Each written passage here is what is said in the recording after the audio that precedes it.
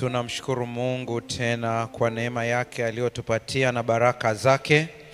Niulize kama kuna watu katikati yetu ambao wanatamani kupata karatasi kwa ajili ya kuandika maombi.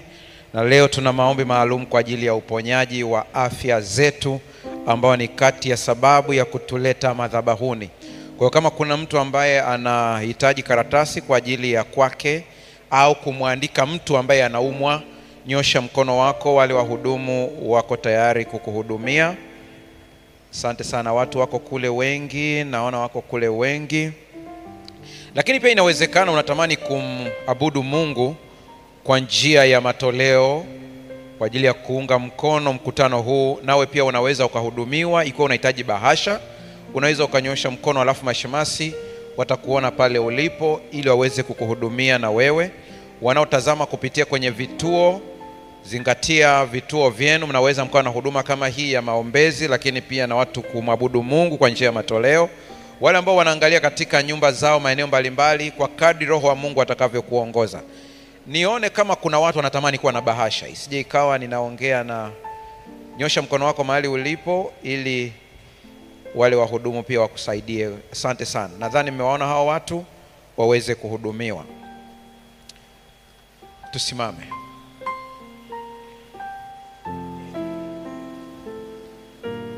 Ninakupa dakika moja ya maombi ya moyoni ukimwambia Bwana, niandae kufika madhabahuni pako leo tena.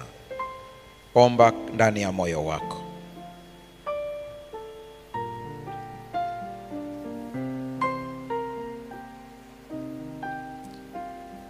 Asante Mfalme wa amani kwa kuwa unakwenda kusema nasi tunapokuja katika madhabahu hii. Kwa jina la Yesu Kristo tumeomba na kuamini. Amen. Kati ya vitu vikubwa ambavyo Mungu ameendelea kutenda katikati ya juma hili ni kwamba hata watu walioko mbali Mungu anawagusa kwa namna ya ajabu sana.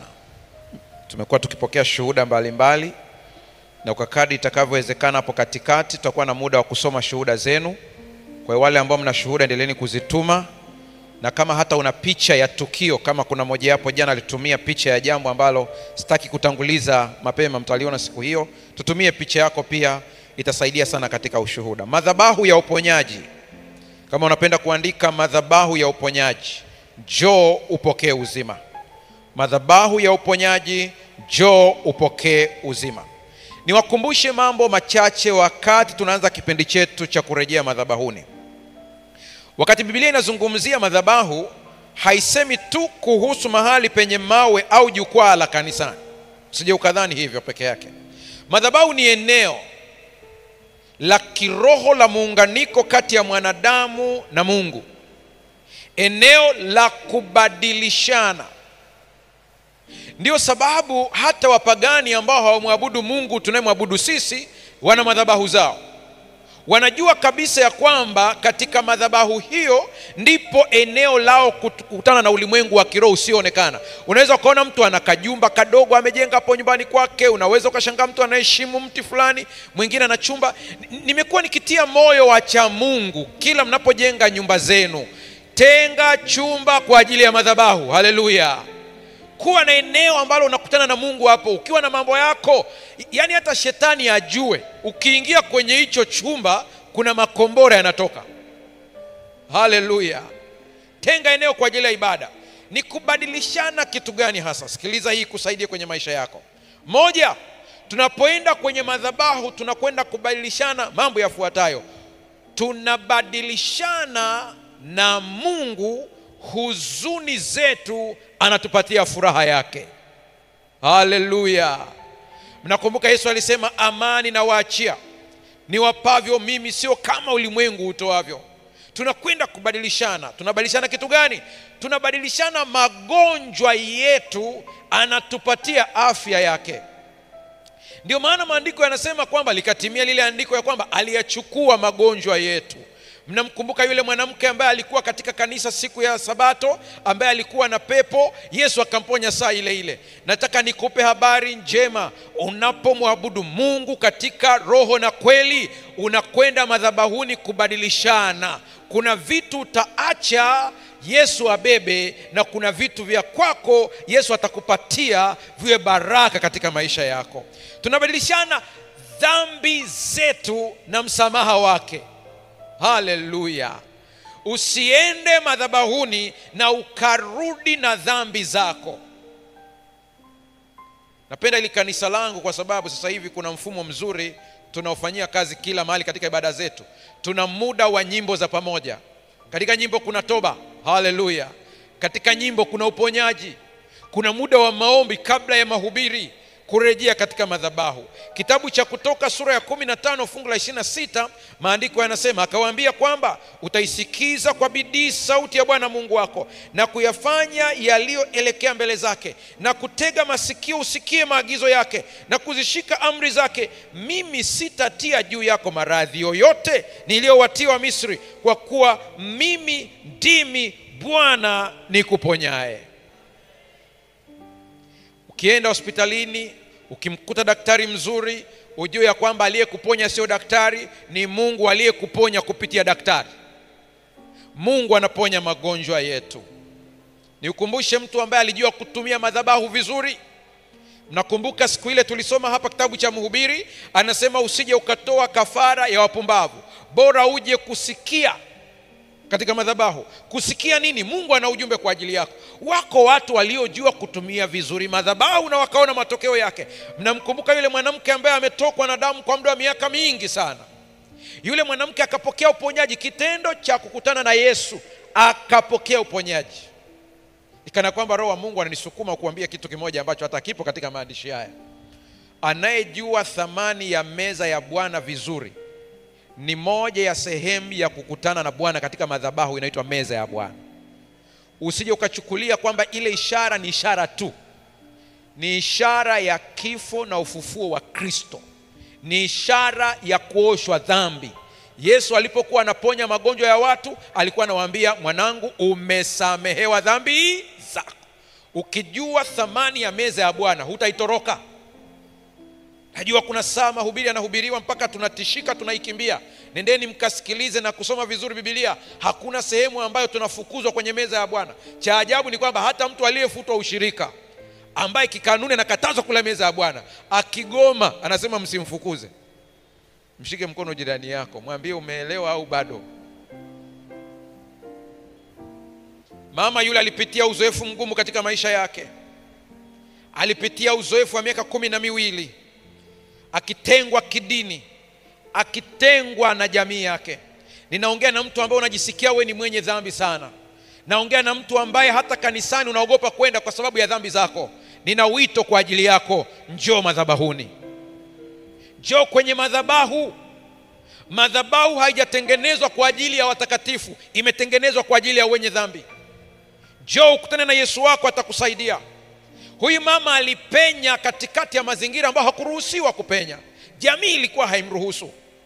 Ninapoongea na vijana huwa nawaambia, tuache ule unafiki wa kusema kwamba kuna vitu hatuvijui. Tukubali tunavijua tu. Kuna uwezekano mkubwa Ijumaa ulikuwa club. Kuna uwezekano mkubwa Ijumaa ulikunywa pombe. Sabato asubuhi nasikia sauti ya Mungu inakwambia nenda kanisani. Shetani anakuambia jana ulikuwa club. Nisikilize vizuri. Sauti inayokuambia kwenda kanisani isikilize kuliko ambayo inasema ubaki. Shetani atakupa sababu za kwamba jana ulikunywa pombe, jana ulikuwa klabu. Mwambie uliniteka jana, ila leo naenda madhabahuni. Katika madhabahu kuna ushindi wa dhambi, kuna ushindi wa urahibu katika madhabahu. Njoo madhabahuni. Ni kwa vile dunia tu imeharibika, lakini litakiwa makanisa yetu yawe wazi, yasifungwe. Mtu anayekatiza hapo, akija tu hapo anaweza akajisikia mguso, asema naingia kanisani. Waache watu waje kwenye madhabahu, waongee na Mungu. Katika madhabahu kuna uponyaji. Madhabahu ni kwa ajili yetu. Agano la Kale walijenga madhabahu wakutane na Mungu. Lakini habari njema ni hii. Yesu Kristo kwenye Agano Jipya ndiye madhabahu yetu. Yesu Kristo ndiye sadaka yetu. Yesu Kristo ndiye kuhani. Ukiwa na Yesu Kristo una kila kitu. Kila kitu. Rudi katika madhabahu. Nataka nikuambie hili.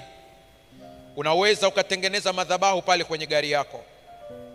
Pale kwenye gari yako tengeneza madhabahu. Pale kwenye ofisi yako tengeneza madhabahu. Pale ofisini kwako kuna mtu anakuambia ofisi yangu haipo kwenye mazingira mazuri. Sikiliza, hata kama unauza genge mahali fulani, unauza mboga, tengeneza madhabahu pale. Biashara ni ya kwako, hakuna mtu akupangia. Wateja wakija waambieni dakika moja niongee na Mungu. Ombea zile mboga unazouza, ombea nyanya.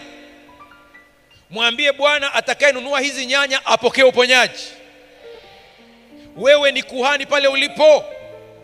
Wewe ni mwalimu, ombea wanafunzi wako. Rudi katika madhabahu, njoo katika miguu ya Yesu. Kuna nguvu ya uponyaji. Naomba tusimame wakati ndugu zangu wale wakija, na kila mmoja apeleke sasa karatasi yake pale katika box letu la maombi. Wanaofuatilia kwenye vituo, naamini kuna maboksi ya maombi kwenye vituo vyetu. Kuna watu nasikiliza ukiwa nyumbani, mkiwa kwenye vituo mbalimbali. Hata we hapo nyumbani, hata kama huna box, Mungu anasoma moyo. Hakuna muujiza katika maboksi haya, hakuna muujiza katika hizi karatasi. Karatasi ni ishara ya moyo, boksi ni ishara ya kifua ambacho kimeficha mengi. Hatuwezi kumwambia mtu kila kitu, ila tunaye Mungu anayetazama. Hizi ni ishara, mazingira uliopo yatumie kama ulivyo. Njoo haraka, kimbia madhabahuni.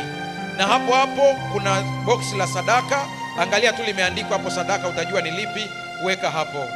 Tumwabudu Mungu sasa. Nipake Yesu, maneno yake tamu,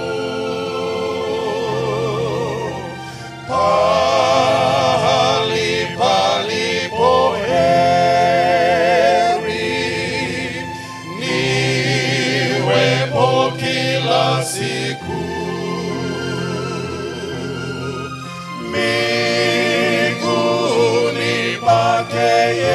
Imba kwa kumaanisha, ni sehemu ya ibada na mguso. Nakumbuka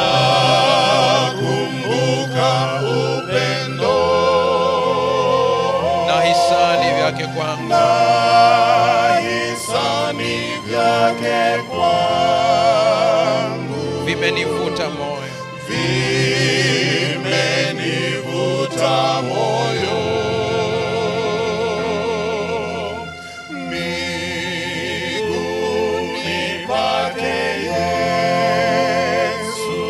Pahali bora, hapa pahali bora, pakuweka dhambi zangu, pakuweka dhambi zangu, mahali pa pumziko, mahali pa pumziko, miguuni pake Yesu, miguuni pake Yesu. Hapa nafanya sala, hapa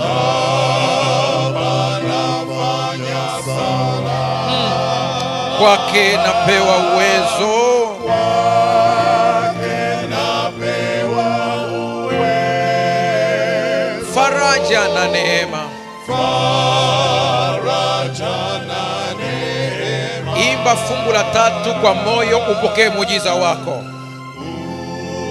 Unibariki Mwokozi.